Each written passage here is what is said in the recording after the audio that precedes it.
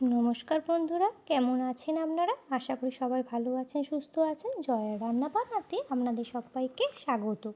আজ আবারও নিয়ে চলে এসেছি এক নতুন ধরনের রান্না নিয়ে, লাউ শাকের ডাঁটা পোস্ত। এটা একটা সাবেকি রান্না, মা ঠাকুমাদের আমল থেকেই জনপ্রিয় এই রান্নাটা। এই লাউ শাকের ডাঁটা পোস্ত রান্নাটা আপনারা যে কোনো নিরামিষ দিনে করে খেতে পারেন। দুর্দান্ত স্বাদের হয়, গরম ভাতে খেতেও কিন্তু অসাধারণ লাগে। তো চলুন শুরু করি আজকের রান্না। তো দেখুন, প্রথমে লাউ শাকটা ভালো করে ধুয়ে আমি এটা কুচি কুচি করে কেটে নিয়েছি। 500 গ্রাম মতো লাউ শাক আমি ভুনিয়ে রেডি করেছি। লাউ শাকে ডাঁটা পোস্ত শুধু লাউ শাক দিয়ে করছি না, আরও কিছু আমি সবজি দেবো।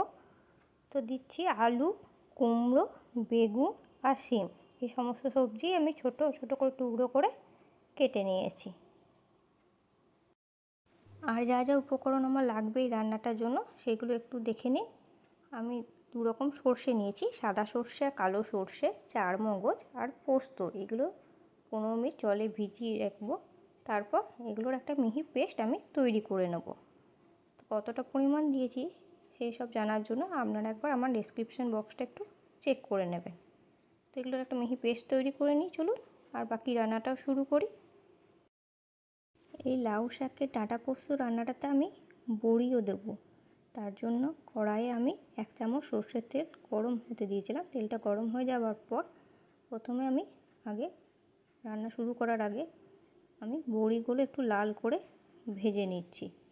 তো দেখুন, বড়িগুলো আমার লাল করে ভাজা হয়ে গেল।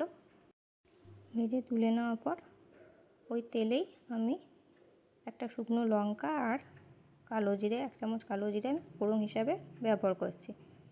তো এটা ভালো করে ফোড়নটা ভাজা হয়ে যাওয়ার পর প্রথমে আলুগুলো, যে কুচি কুচি করে আলুগুলো কেটে রেখেছিলাম, প্রথমে আমি আলুগুলো দিয়ে দিলাম। তো আলুটা প্রথমে একটু ভেজে নিই, যেহেতু আলুটা সেদ্ধ হতে একটু টাইম বেশি লাগে অন্যান্য সবজির তুলনায়, তাই প্রথমে আমি আলুই দিলাম। তো আলুটা আগে একটু নাড়াচাড়া করে ভাজা করে নিই। তো দেখুন, আলুটা অনেকটা লাল করে ভাজা হয়ে যাওয়ার পর এরপর আমি কুমড়ো শাক আর ডাঁটাটা যেগুলো কুচি কুচি করে রেখেছিলাম সেটা এবার আলুটার মধ্যেও দিয়ে দিলাম। আলু আর কুমড়ো শাক ডাঁটা সব একসাথে ভালো করে নাড়াচাড়া করে এটাকে একটু আমি সেদ্ধ হতে দেবো। ঢাকা দিয়ে এটা একটু সেদ্ধ হয়ে যাক। তো দেখুন, আলু আর শাকটা অনেকটাই নরম হয়ে এসেছে। শাকের যে জলটা ছিল বেরিয়েছিল, সেই জলে আলু আর শাকটা ভালোভাবে সেদ্ধ হয়ে গেছে। এরপর বাকি সবজিগুলো এর মধ্যে দিয়ে দিলাম। যে সবজিগুলো কেটে রেখেছিলাম, বেগুন, শিম, কুমড়ো, এইসব সবজি আমি এবার এর মধ্যে দিয়ে দিলাম। এরপর দিচ্ছি এটাতে 1 টেবিল স্পুন লবণ। আপনারা আপনাদের সব স্বাদ মতোই লবণটা দেবেন। তো এবার এটা ভালো করে নাড়াচাড়া করে নিয়ে সমস্ত সবজি যেহেতু দিয়ে দিয়েছি, বাকি সবজিগুলো সেদ্ধ হওয়ার জন্য এটাতে একটু জল দিয়ে আমি ঢাকা দিয়ে এটা একটু সেদ্ধ হতে দেব। দেখুন, সবজিগুলো সব নরম হয়ে গেছে, অনেকটাই সবজিটা সেদ্ধ হয়ে গেছে। এরপর আমি এটার মধ্যে দিচ্ছি ভেজে রাখা বড়িগুলো, এবার দিয়ে দিলাম। আর দিচ্ছি স্বাদ মতো চিনি। একটু চিনি না দিলে হবে না, তাই একটু স্বাদ মতো চিনি দিলে, আপনারা চিনি না দিতে চাইলে স্কিপ করে যাবেন। তো বড়ি আর চিনিটা ভালো করে সবজিটার সঙ্গে মিশিয়ে নিয়ে ভালো করে একটু নাড়াচাড়া করে নিই। ভালোভাবে নাড়াচাড়া তো হয়ে গেল।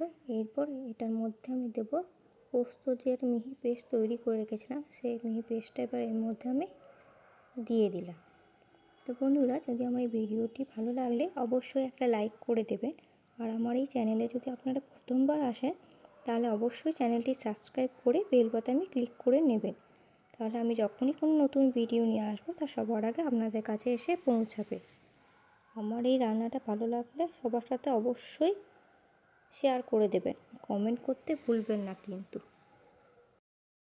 তো দেখুন, পোস্ত দিয়ে ভালো করে এটাকে নাড়াচাড়া করে নিয়েছি, একদম মাখো মাখো হয়ে গেছে। সব সবজিগুলোর সঙ্গে পোস্তটা ভালোভাবে মিশে গেছে। দেখতেই কত লোভনীয় লাগছে না? খেতেও কিন্তু দুর্দান্ত হয়। গরম ভাতের সঙ্গে প্রথম পাতে জাস্ট জমে যাবে। আপনারা অবশ্যই আমার মতো করে একবার বাড়িতে করবেন, আশা করি আপনাদের খুবই ভালো লাগবে খেতে। আর একবার যদি খেয়ে নেন তাহলে বারবারই খেতে ইচ্ছা করবে।